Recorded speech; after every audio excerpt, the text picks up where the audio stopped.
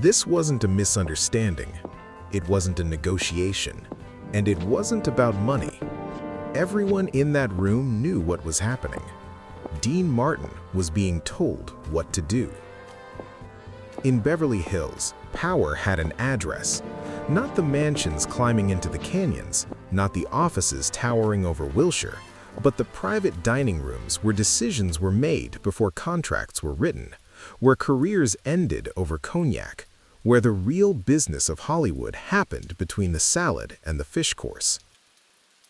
On a Thursday afternoon in November 1965, in a room above Sunset Boulevard, 12 men controlled enough influence to reshape American entertainment, and Dean Martin was about to teach them something about control they'd never forget.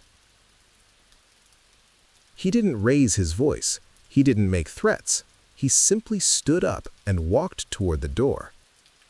What happened in the next 90 seconds would never appear in any memoir, any biography, any official record, but everyone who was there would remember it as the moment they learned the difference between having power and being powerful.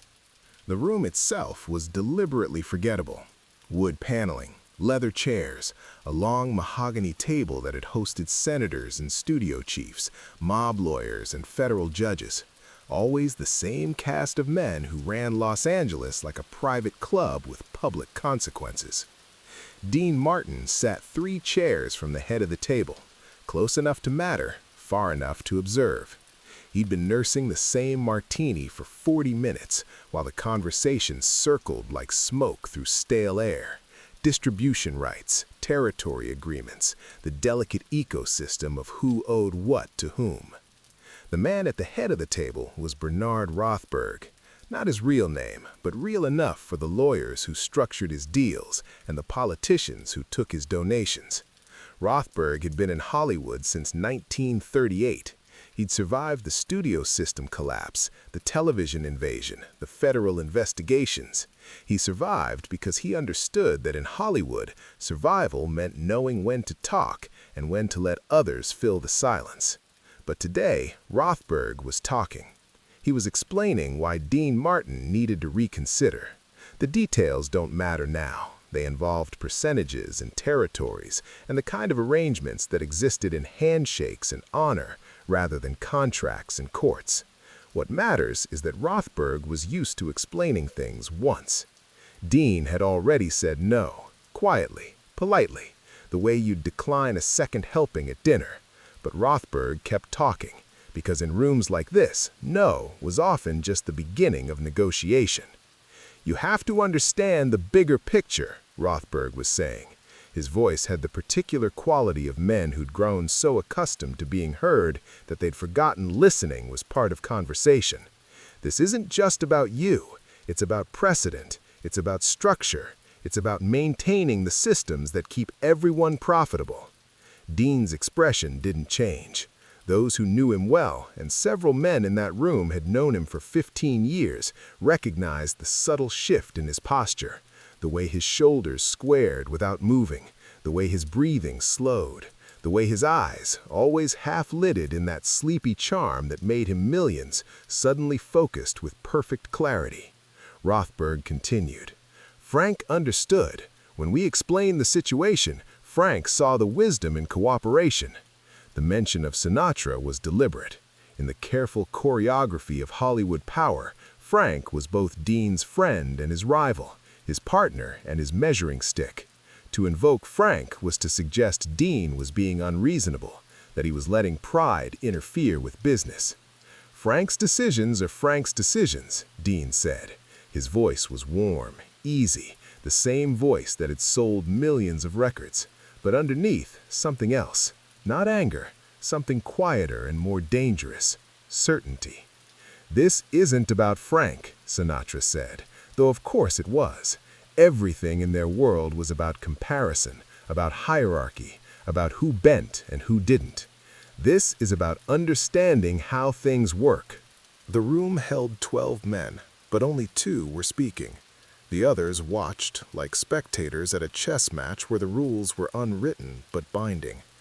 Among them sat Harold Kramer, who ran the largest talent agency in Los Angeles, Victor Mansfield, whose construction company had built half the casinos in Nevada, James Torino, a lawyer whose clients included both the Justice Department and the men the Justice Department investigated. Each had a stake in the conversation's outcome, but none would intervene. This was between Rothberg and Dean. "I understand perfectly," Dean said. He lifted his martini, examined it against the light filtering through the Venetian blinds, then set it down untasted. "You're telling me how things have always worked." "Exactly," Rothberg said, relief creeping into his voice. He thought he was winning. "The thing is," Dean said, and his voice was so calm it took a moment for the room to recognize the shift, "I'm not interested in how things have always worked." Rothberg's expression tightened. Not quite a frown. Men like Rothberg didn't frown. It suggested they could be surprised. But his jaw set in a way that those who'd negotiated with him recognized as dangerous. "Dean," he said, and now his voice carried weight, the kind that had ended careers and opened doors and made strong men reconsider their positions. "Let me be clearer. This isn't a request." The room temperature seemed to drop. Victor Mansfield set down his whiskey. James Torino's pen stopped moving across his legal pad. Harold Kramer, who'd spent 30 years reading rooms, would later tell his wife it was like watching two weather systems collide. Inevitable, destructive, irreversible. Dean smiled. Not his performance smile, not his charm smile. Something smaller, more private, more final. "Neither was my answer," he said. Then he stood up. The sound of Dean's chair sliding back was soft, just wood against carpet. But in the silence of that room, it might as well have been thunder. He didn't push the chair in, didn't gather his cigarettes from the table, didn't finish his martini. He simply stood, smoothed his jacket with one hand, and turned toward the door. "Dean," Rothberg said. The name came out sharp, like a command. Dean stopped, but didn't turn around. "If you walk out that door," Rothberg began. "Yes?" Dean asked, still facing the door. His tone was conversational, curious, as if Rothberg might tell him something interesting about the weather. But Rothberg had stopped, because men like Bernard Rothberg didn't make threats they couldn't execute, and in that moment, he realized something that would haunt him for years. He didn't know what threat would matter to Dean Martin. You could threaten a man's career, but Dean had enough money to never work again. You could threaten his reputation, but Dean's reputation was built on not caring about reputation. You could threaten his friends, but Dean's loyalty ran in directions that didn't respond to pressure. The silence stretched. 5 seconds, 10, 15. Harold Kramer would later describe it as watching a man realize his gun wasn't loaded in the middle of a duel. All the posture, all the preparation, all the assumed authority suddenly meaning nothing. Dean started walking again. His footsteps were measured, unhurried, the walk of a man leaving his own living room to get another drink, the walk of someone who'd already forgotten the conversation behind him. His hand reached the door handle. "This is a mistake," Rothberg said, but his voice had changed. The command was gone. In its place, something that sounded almost like confusion. Dean opened the door. Afternoon light from the hallway spilled into the room, bright and sudden and revelatory.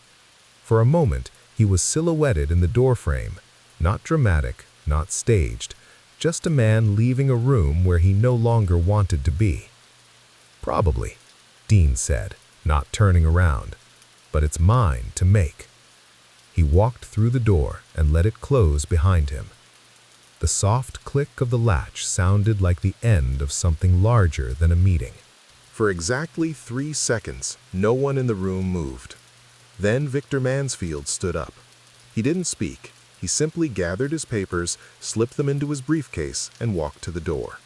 Before anyone could ask where he was going, he was gone. Harold Kramer stood next, then James Torino. One by one, without coordination, without discussion, the men who'd come to that room to participate in Bernard Rothberg's demonstration of power simply left. They didn't follow Dean. That wasn't the point. The point was that Dean's departure had revealed something fundamental. Rothberg's authority existed only as long as everyone agreed to recognize it. The moment Dean refused to acknowledge it, simply by leaving, that authority became as insubstantial as smoke. By the time Rothberg realized what was happening, he was alone in the room with two lieutenants who wouldn't meet his eyes and a table full of abandoned drinks. "Get them back," he told one of his men. "How?" the man asked. Rothberg had no answer. Because you couldn't force men to return to a room they'd decided to leave. You couldn't threaten people who'd stopped listening to threats. You couldn't exercise power over absence. Dean Martin drove home along Sunset Boulevard with the windows down and the radio off. Those who saw him that afternoon, the valet at the Beverly Hills Hotel where he stopped for a drink, the bartender who served him, the woman who asked for an autograph, said he seemed exactly the same as always. Relaxed, charming, present, but somehow untouchable. He never spoke about what happened in that room. When asked years later about his relationship with Bernard Rothberg, Dean would smile and say, "Who?" It wasn't amnesia, it wasn't pretense, it was something more devastating, genuine disinterest, as if Rothberg in that room and that entire afternoon had been erased, not through effort, but through irrelevance. Within 6 months, the deal Rothberg had tried to force fell apart. Not because Dean fought it, he simply didn't participate. When contracts were sent, they went unsigned. When meetings were scheduled, Dean was somehow always previously committed. When pressure was applied through intermediaries, Dean seemed not to notice. Rothberg tried everything. He had union problems surface at Dean's recording sessions. Dean switched studios. He had venues suddenly become unavailable. Dean performed elsewhere. He had articles planted suggesting Dean was difficult to work with. Dean's phone never stopped ringing with offers. The problem was fundamental. Every weapon in Rothberg's arsenal required its target to care, to worry, to need something Rothberg controlled. But Dean had structured his entire life to need as little as possible from men like Bernard Rothberg. He owned his recordings. He could perform anywhere or nowhere. He had money invested in enough legitimate businesses that no one could touch his income without touching their own. Most importantly, he'd cultivated a reputation for independence that made him more valuable outside anyone's pocket than in it. In Hollywood mythology, power was about accumulation. More money, more control, more influence, more people who had to listen when you spoke. But Dean Martin had discovered something different. He'd discovered that real power wasn't about what you could make happen, it was about what you could refuse to let happen. It wasn't about forcing people to listen, it was about not needing to speak. The walkaway became legend, though never recorded. Those who were there would reference it obliquely. "Remember that Thursday?" they'd say, and everyone would nod. They'd learned something that afternoon about the architecture of authority, how it could be dismantled not through confrontation, but through simple absence. Young producers would hear versions of the story and miss the point, thinking it was about courage or defiance. But the men who'd been in that room understood differently. It wasn't about courage. Dean hadn't been brave, he'd been indifferent. And that indifference was more destructive than any confrontation could have been. Because confrontation acknowledged the fight. Anger validated the threat. Even fear confirmed the power dynamic. But walking away? Walking away said, "You don't matter enough for me to finish this conversation." Hollywood had seen dramatic exits before, actors storming off sets, directors throwing tantrums, producers pounding tables and issuing ultimatums. But Dean's exit was different. It was quiet, controlled, final. He didn't slam the door, he closed it softly, the way you'd leave a room where strangers were having a conversation that didn't concern you.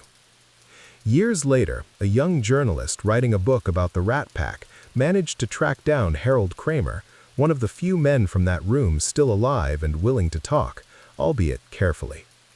"What made Dean different?" the journalist asked. Kramer thought for a long moment, choosing his words like a man crossing a minefield.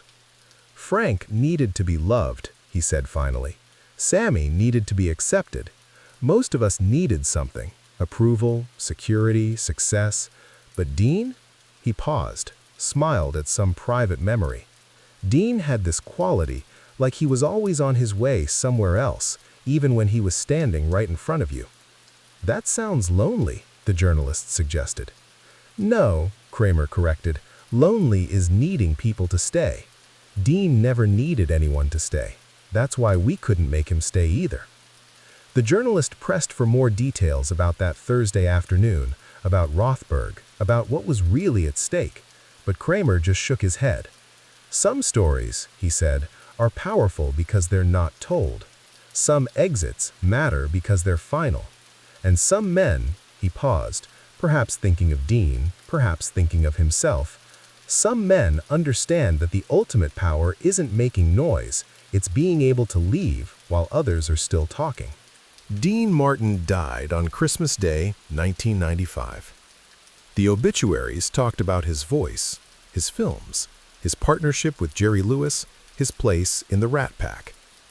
They called him an entertainer, a crooner, a comedian, a star. None of them mentioned that Thursday afternoon in 1965. None of them described how 12 powerful men learned that all their power meant nothing to someone who could simply walk away. None of them captured the peculiar genius of a man who discovered that in a world obsessed with presence, absence could be the strongest position of all.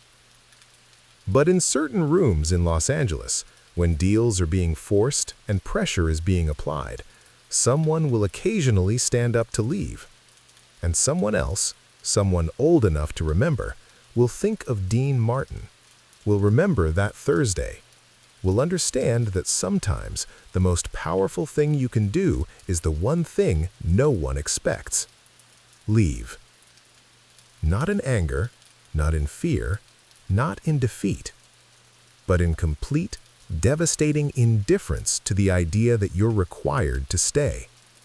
Because power doesn't always speak. Sometimes it simply walks away.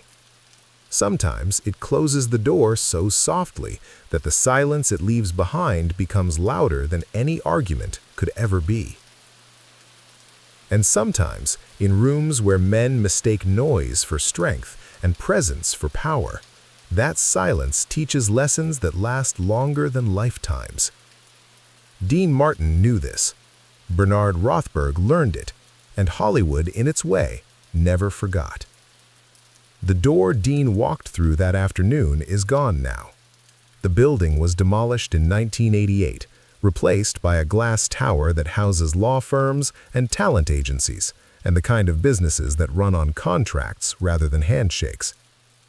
But somewhere in Los Angeles, in rooms where power still gathers and pressure still builds, the memory persists. Not as history, not as legend, but as possibility. The possibility that when someone tries to force your hand, when the walls close in and the voices rise and the threats multiply, you can do what Dean Martin did on a Thursday afternoon when Hollywood thought it owned him. Stand up, walk away, and let the silence say everything.